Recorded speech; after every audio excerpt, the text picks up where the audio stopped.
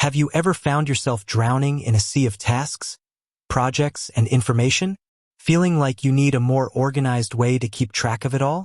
Well, today we're diving into a question that might just change the way you approach your workflow. Can Asana be used as a database?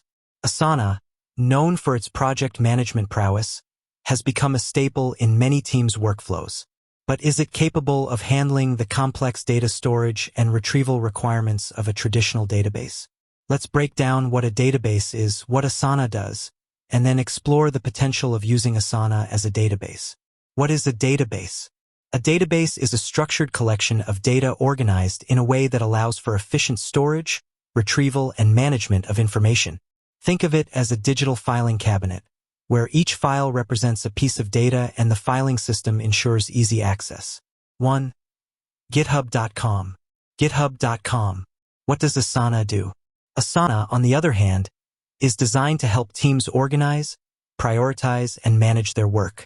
It's a project management tool that allows you to create tasks, assign them to team members, set deadlines, and track progress.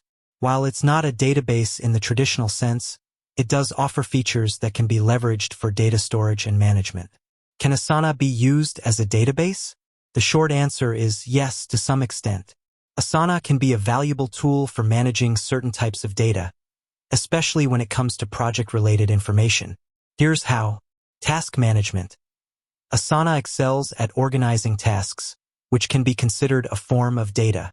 You can create tasks with detailed descriptions, assign them to specific individuals, and set due dates. Project management. Asana's project management features allow you to group related tasks together, track progress, and set milestones. This can be helpful for managing data related to projects, such as timelines, deliverables, and resources.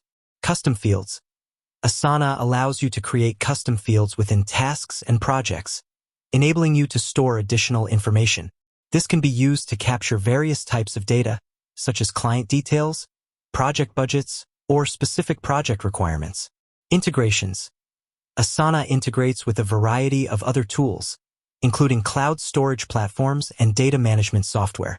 This allows you to connect Asana to external databases and import or export data as needed. However, there are limitations to using Asana as a database. Data structure. Asana's data structure is not as flexible as a traditional database. It's primarily designed for managing tasks and projects, not for storing and retrieving complex datasets. Data relationships. Asana doesn't have built-in features for managing relationships between different types of data. While you can create custom fields and link tasks together, it can become complex for large-scale data management. Scalability. Asana might not be suitable for handling extremely large datasets or high-traffic workloads. Traditional databases are often better equipped to handle such demands. So, when should you consider using Asana as a database? Small to medium-sized projects. If you're working on projects with a manageable amount of data and don't require complex data relationships, Asana can be a good option. Task-based workflow. If your workflow revolves around tasks and projects, Asana's features can help you organize and manage your data effectively. Integration with other tools.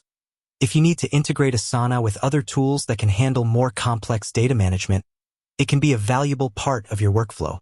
While Asana may not be a full-fledged database in the traditional sense, it can be a powerful tool for managing certain types of data, especially when used in conjunction with other tools. By understanding its strengths and limitations, you can determine if Asana is the right fit for your data management needs. With that said, thanks for watching, and until next time.